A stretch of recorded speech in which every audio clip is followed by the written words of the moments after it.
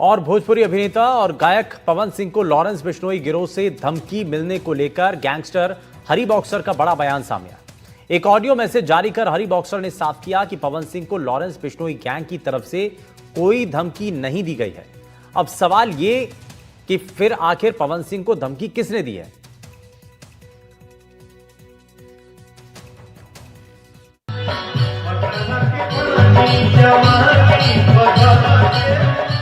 कुछ दिनों पहले भोजपुरी एक्टर और सिंगर पवन सिंह को कुछ अज्ञात लोगों से धमकी मिली थी।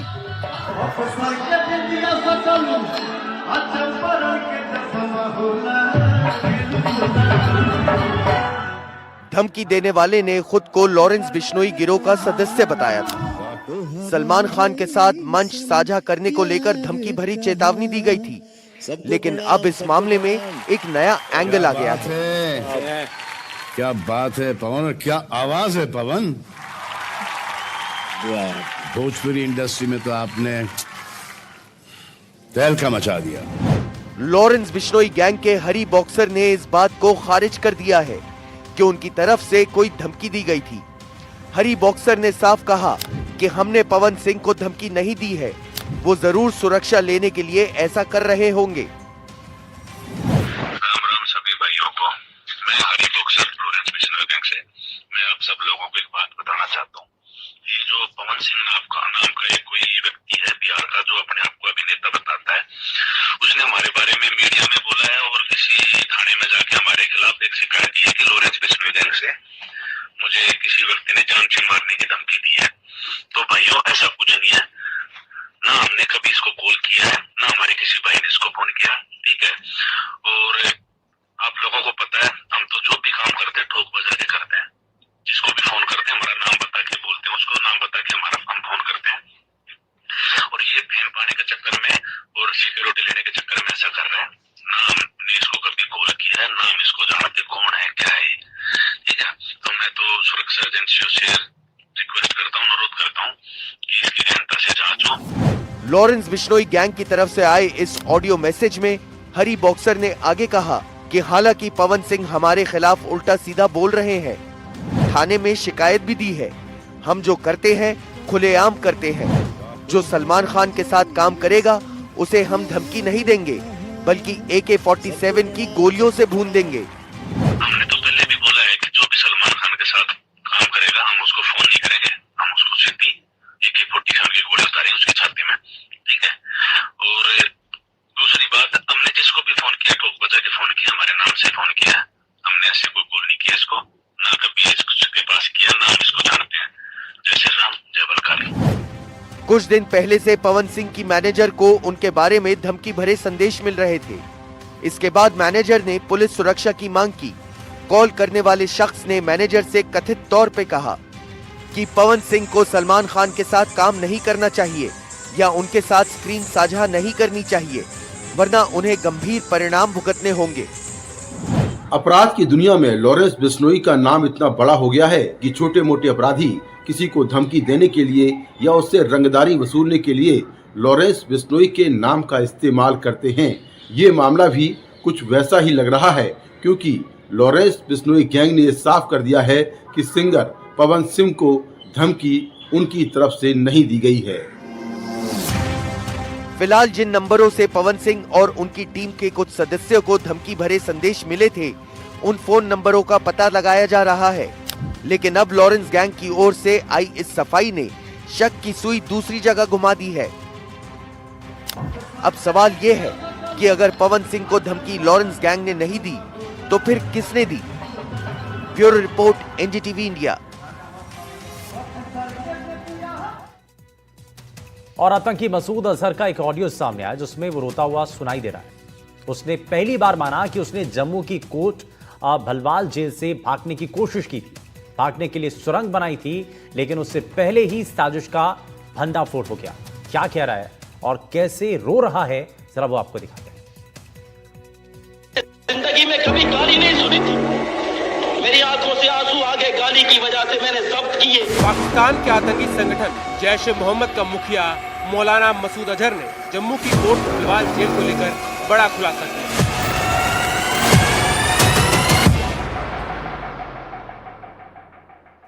जम्मू जेल को याद कर ये आतंक का आका कांप उठा। मसूद अजहर ने सुनाया भागने की कोशिश का किस्सा।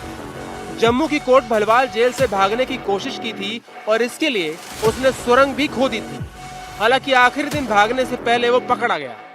पूरी इन्वेस्टिगेशन की गई पुलिस टीम के द्वारा, तो उसमें ये टनल पाई गई, ये डिगिंग इंस्ट्रूमेंट पाया गया और फिर जब इन्वेस्टिगेशन के दौरान जो पुलिस ने इनका इलाज करना होता है वो फिर हमने किया और उसमें इसका रोना बनता है। मेरे ख्याल जो इसको ट्रीटमेंट मिला या इसके बाकी साथियों को। मसूद अजहर ने खुलासा किया कि जेल से भागने के लिए उसने औजार मंगवाए और सुरंग बनवाई। बस आखिरी दिन जब भागने वाला था तब पकड़ा गया। वो इस दौरान जम्मू की कोट भलवाल जेल को याद कर डरा हुआ भी दिखा। मुझे अल्लाह की नुसरत का एक वाकया याद आ गया। जब कोट भलवाल जेल में हमने सुरंग खोदी थी, वो सुरंग आखिरी दिन पकड़ी गई। हमें पकड़ के ले गए, सब साथियों को मारना शुरू किया। लोहे की सलाखों से पीटते थे। मुंह से खून था, नाक से खून था, सर से खून था, टांगे सियाह हो चुकी थी। साथियों के आजाद जिस्म के इस तरह सूज गए थे जिस तरह डबल रोटियां होती हैं। मार मार के फेंक दिया, जंजीरें बांध दी, पेशाब करने पे पाबंदी, खाना खाने पे पाबंदी। उस हालत में साथी सजदों में गिरे अल्लाह से दुआएं कर रहे थे।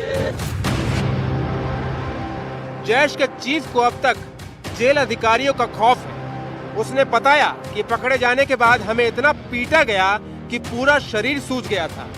मेरे साथियों के जिस्म डबल रोटियों की तरह सूज गए थे। खाने से लेकर पेशाब करने तक की पाबंदी लगा दी गई थी। उसने बताया कि क्यों उसकी आंखों में आंसू आ गए थे। मैं इस समय कोट भलवाल सेंट्रल जेल के बाहर खड़ा हूं। इस जेल को याद कर आज भी जैश ए मोहम्मद का चीफ मसूद अजहर कांपने लगता है।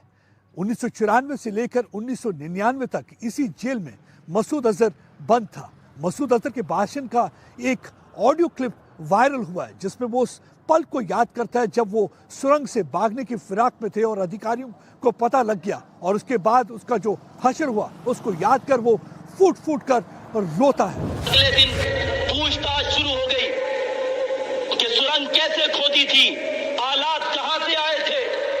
मुझे उठाकर ले गए।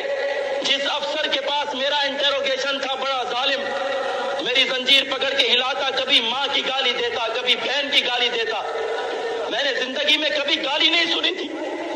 मेरी आंखों से आंसू आ गए गाली की वजह से। मैंने जब्त किए कि काफिर कहीं रोता हुआ ना देख ले। आतंकी मसूद अजहर जम्मू जेल को याद कर कांप उठा था। सामने आई इस ऑडियो में उसके रोने की आवाज साफ साफ सुनाई दे रही है। एक कश्मीरी नौजवान मेरे पास आया, मुझे कहता है, मौलाना क्यों रोते हो। मैंने कहा, यार वो डंडे मार ले तो मैं बर्दाश्त कर लूंगा, जंजीरें मार ले तो बर्दाश्त कर लूंगा, ये माँ बहन की गाली हमारी समझ में नहीं आती।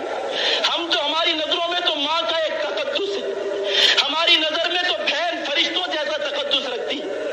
वो जोश में आ गया, मुझे कहने लगा, मौलाना आपको तो सिर्फ गाली मिली, हमारी माँ बहनों के साथ तो ये सब कुछ किया जा चुका। मेरे दिल से एक आह निकली। फिर मुझे उसने जोर से कहा, आप क्यों डरते हो, अल्लाह आपके साथ है। जब उसने ये कहा मेरे दिल से गम दूर हो गया। आपको ये भी बता दें कि मसूद अजहर है कौन। मसूद अजहर पाकिस्तान का कुख्यात आतंकी है और आतंकी संगठन जैश ए मोहम्मद का सरगना है। पढ़ाई के बाद वह आतंकी संगठन हरकत उल अंसार से जुड़ा और अफगानिस्तान में सोवियत सेना के खिलाफ जंग में शामिल रहा। दिसंबर 1999 में इंडियन एयरलाइंस की फ्लाइट IC-814 को हाईजैक के बाद भारत सरकार ने बंधकों की रिहाई के बदले मसूद अजहर को छोड़ दिया था। रिहा होता ही उसने जैश ए मोहम्मद की स्थापना की। इसके बाद भारत में कई बड़े आतंकी हमलों में उसका नाम सामने आया। आज वह भारत का मोस्ट वांटेड आतंकी माना जाता है। आतंक के इस साका को जम्मू की कोट भलवाल जेल का किस्सा अच्छे से याद है और वह आज भी उसे याद कर कांप उठा। सामने आई इस ऑडियो में उसका रोना भी साफ सुनाई दे रहा है। खाना खाने पे पाबंदी। उस हालत में साथी सजदों में गिरे अल्लाह से दुआएं कर रहे थे। Bureau report NDTV India.